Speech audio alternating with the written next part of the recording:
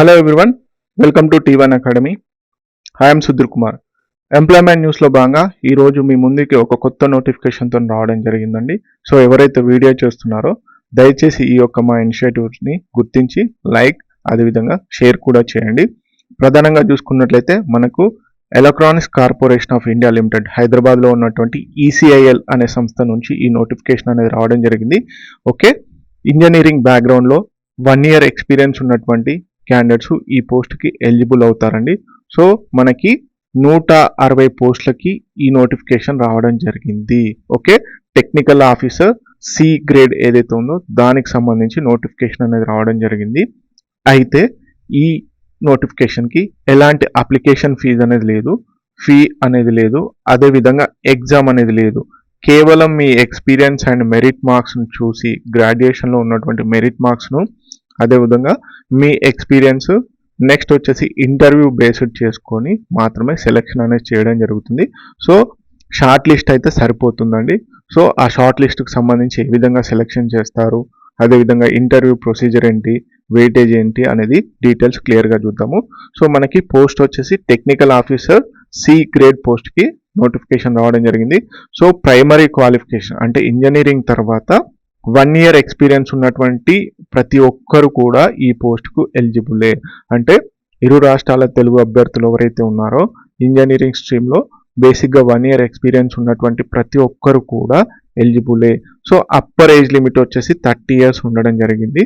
Okay, so maximum age limit వచ్చేసి 30 years. అదేవిధంగా SC ST OBC అభ్యర్థులకు ఏజ్ రిలాక్సేషన్ కూడా ఉండడం జరిగింది. సో ఆ డీటెయిల్స్ మనం చూద్దాము. అదేవిధంగా పే స్కేల్ ఏ విధంగా ఉంటుంది, కన్సాలిడేటెడ్ ఎమాల్యుమెంట్స్ ఏ విధంగా ఉంటాయి అంటే ఫస్ట్ ఇయర్లో అయితే మీకు 25,000 రూపీస్ పర్ మంత్ అనేది శాలరీ ఇవ్వడం జరుగుతుంది. తర్వాత 28,000 పర్ మంత్ సెకండ్ ఇయర్లో ఇవ్వడం జరుగుతుంది. తర్వాత థర్డ్ అండ్ ఫోర్త్ ఇయర్స్కి వచ్చేసరికి 31,000 ఆ విధంగా పెరుగుతూ వెళ్తుంది అనమాట. సో బేసిక్గా మంచి నోటిఫికేషన్ అండి, హైదరాబాద్లోనే సెటిల్ అయ్యేటువంటి ఛాన్స్. సో 160 పోస్టులకు చాలా పెద్ద బంపర్ నోటిఫికేషన్ అనే చెప్పాలి. Electronics corporation of India limited లాంటి సంస్థలో జాబ్స్ చేయడం అంటే మంచి పోస్ట్ అనమాట. ఓకే, సో దీనికి సంబంధించినటువంటి డీటెయిల్స్ చూద్దాము. ప్రధానంగా చూసుకున్నట్లయితే సెలెక్షన్ మెథడ్ కనుక చూసుకున్నట్లయితే వచ్చినటువంటి ఆన్లైన్ అప్లికేషన్స్ ఏవైతే ఉంటాయో దాంట్లో మెరిట్ను బట్టి 1:4 అంటే పోస్టును బట్టి ఆయా కేటగిరీలో ఉన్నటువంటి పోస్టులను బట్టి 1:4లో ఇంటర్వ్యూ లిస్ట్ అనేది తీయడం జరుగుతుంది. ఓకే, దీని తర్వాత ఏంటి ప్రధానంగా పర్సంటేజ్ ఆబ్టైన్డ్ ఇంజనీరింగ్లో ఎంతవరకు మీకు పర్సంటేజెస్ ఉంది అని చెప్పేసి మాత్రమే షార్ట్ లిస్ట్ చేయడం జరుగుతుంది. ఒక పోస్టుకి 4 అభ్యర్థులను ఇంటర్వ్యూకి పిలవడం జరుగుతుంది. తర్వాత ఇంటర్వ్యూకి పిలిచిన తర్వాత ప్రధానంగా చూసుకున్నట్లయితే మార్క్స్ వచ్చేసి ఏ విధంగా చేస్తారు అనేది కనుక చూసుకున్నట్లయితే క్రైటీరియా, వెయిటేజ్ మార్క్స్ ఏంటి, qualification 20% of the aggregate percentage in BE BTech. So మనకి టోటల్గా 100 మార్క్స్కి కండక్ట్ చేస్తే దాంట్లో మీకు వచ్చినటువంటి పర్సంటేజ్ను బట్టి 20% ఏదైతే ఉందో 20% వెయిటేజ్ మీ ఎడ్యుకేషన్ క్వాలిఫికేషన్ బేస్ చేసుకొని ఉండడం జరుగుతుంది. ఓకే, నెక్స్ట్ వర్క్ ఎక్స్పీరియన్స్ని బట్టి కూడా అంటే first year experience only 1 year experience ఉన్న వాళ్ళకి 10 మార్క్స్ అనేది యాడ్ అవ్వడం జరుగుతుంది. 2 years ఎక్స్పీరియన్స్ ఉన్న వాళ్ళకి బేసిక్గా 10 మార్క్స్, 3 years ఎక్స్పీరియన్స్ ఉన్న వారికి 30 మార్క్స్ అనేది మ్యాక్సిమం లిమిట్ పెట్టడం జరిగింది. అంటే 30 మార్క్స్ వచ్చేసి మీ ఎక్స్పీరియన్స్. సో ఇక్కడే మీకు చాలా వరకు బెనిఫిట్స్ అనేవి ఉంటాయి. తర్వాత పర్సనల్ ఇంటర్వ్యూ ఉంటుంది. పర్సనల్ ఇంటర్వ్యూ మార్క్స్ వచ్చేసి 50 మార్క్స్ ఉండడం జరిగింది. అంటే టోటల్ 100 మార్క్స్కి గాను మీకు సెలెక్షన్ ప్రాసెస్ అనేది ఉంది. దాంట్లో మీ యొక్క గ్రాడ్యుయేషన్ పర్సంటేజ్ని బట్టి 20 మార్క్స్ అనేది 20% ఆఫ్ వెయిటేజ్ దానికి వెళ్తుంది. తర్వాత నెక్స్ట్ ఎక్స్పీరియన్స్ని బేస్ చేసుకొని 30% అంటే 30 మార్క్స్ అనేది కేటాయించడం జరిగింది. పర్సనల్ ఇంటర్వ్యూకి వచ్చేసి 50 మార్క్స్ కేటాయించడం జరిగింది. దీంట్లో మెరిట్ వచ్చిన వాళ్ళకి బేసిక్గా మనకి పోస్టింగ్ అనేది ఇవ్వడం జరుగుతుంది. అదేవిధంగా cut off date calculation for the age, post qualification, అదేవిధంగా ఎక్స్పీరియన్స్ పాయింట్ ఆఫ్ వ్యూలో కనుక చూసుకున్నట్లయితే మనకి 31st August 2025 అనేది కట్ ఆఫ్ డేట్గా ఉంచడం జరిగింది. Age, post qualification, experience point of వ్యూలో కనుక చూసుకున్నట్లయితే కట్ ఆఫ్ డేట్ ఈ డేట్ కల్లా మీకు ఎక్స్పీరియన్స్ 1 year కంప్లీట్ అయి ఉండాలి మినిమం అది. ఓకే, తర్వాత ఏజ్ పాయింట్ ఆఫ్ వ్యూలో కూడా అది కట్ ఆఫ్ డేట్గా ఉంచడం జరిగింది.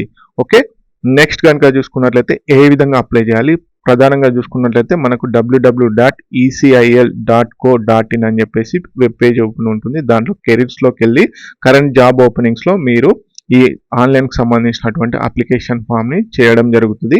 సో దాంట్లో ఉన్నటువంటి డీటెయిల్స్ అన్ని ఫిల్ చేసేసి ఉంచుకోవాలి. తర్వాత మీకు కాల్ లెటర్స్ అంటే ఇంటర్వ్యూ లిస్ట్ బేసిక్గా షార్ట్ లిస్ట్ చేసినాక పిలవడం జరుగుతుంది. అయితే ఇక్కడ గుర్తుపెట్టుకోండి, చాలా అర్జెంట్ రిక్వైర్మెంట్ అనేది ఉండడం జరిగింది. అయితే అప్లికేషన్ వచ్చేసి 16th సెప్టెంబర్ 2025 రోజున అప్లికేషన్ అనేది స్టార్ట్ చేశారు. కేవలం మళ్ళీ ఒక 6-7 డేస్లోనే, అంటే కేవలం 1 వీక్ మాత్రమే మనకి టైం అనేది ఇచ్చారు. 22nd సెప్టెంబర్ 2025 లోపు అప్లికేషన్ అనేది క్లోజ్ చేశారు. కేవలం 1 వీక్ మాత్రమే అప్లికేషన్కి ఇచ్చారు కాబట్టి రిక్రూట్మెంట్ అనేది చాలా తొందరగా అయిపోతుంది.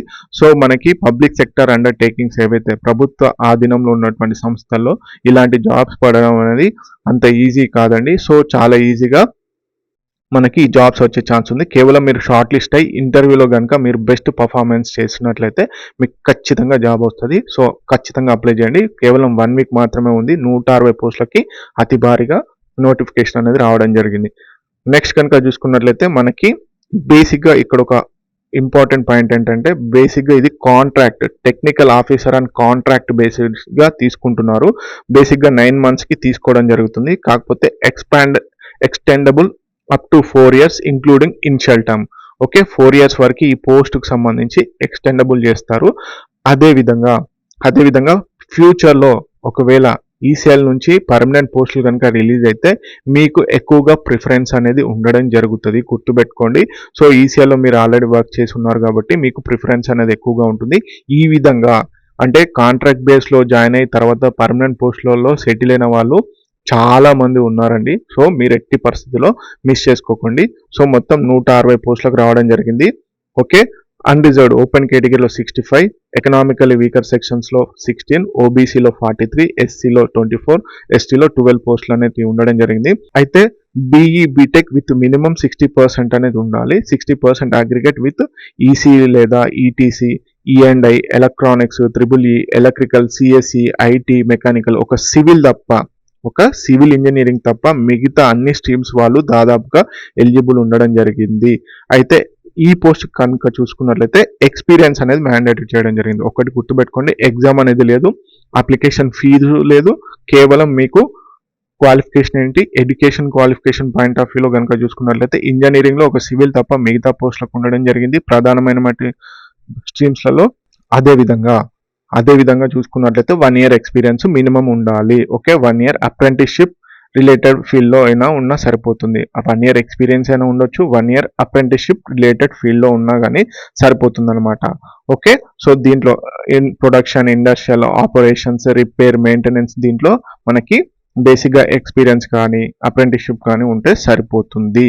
ఓకే, నెక్స్ట్ కనుక చూసుకున్నట్లయితే రిజర్వేషన్స్ అండ్ రిలాక్సేషన్. సో బేసిక్గా 60% ప్రైమరీ క్వాలిఫికేషన్ ఏదైతే ఉందో అది ఎకనామికల్లీ వీకర్ సెక్షన్ ఓబీసీ క్యాండిడేట్స్కి వీళ్ళందరికీ ఉండడం జరిగింది. కాకపోతే జనరల్ క్యాండిడేట్స్ కూడా 60% మినిమం మార్క్స్ అనేది ఉండాలి. 50% వచ్చేసి ఫర్ ఎస్సీ ఎస్టీ క్యాండిడేట్స్కి మాత్రం ఇవ్వడం జరిగింది. ఏజ్ రిలాక్సేషన్ చెప్పాను కదండి, 30 years మనకు మ్యాక్సిమం అని చెప్పుకున్నాం కదా. అయితే ఓబీసీ క్యాండిడేట్స్కి 3 years, అదేవిధంగా ఎస్సీ ఎస్టీ క్యాండిడేట్స్కి 5 years ఏజ్ రిలాక్సేషన్ అనేది ఇవ్వడం జరిగింది. ఎవరైతే 40% తోని పర్సన్స్ విత్ డిసబిలిటీస్ ఉంటారో వాళ్ళకి 10 years ఆర్ మోర్ రిలాక్సేషన్ అనేది ఇవ్వడం జరిగింది. సో జాగ్రత్తగా గుర్తుపెట్టుకోండి. డేట్స్ పరంగా, ఎక్స్పీరియన్స్ పరంగా కట్ ఆఫ్ డేట్ వచ్చేసి మనకు 31st August 2025 అనేది బేసిక్గా అన్నిటికీ కట్ ఆఫ్ డేట్గా ఇవ్వడం జరిగింది. హైదరాబాద్లో సెటిల్ అయ్యేందుకు చాలా మంచి పోస్ట్ అండి.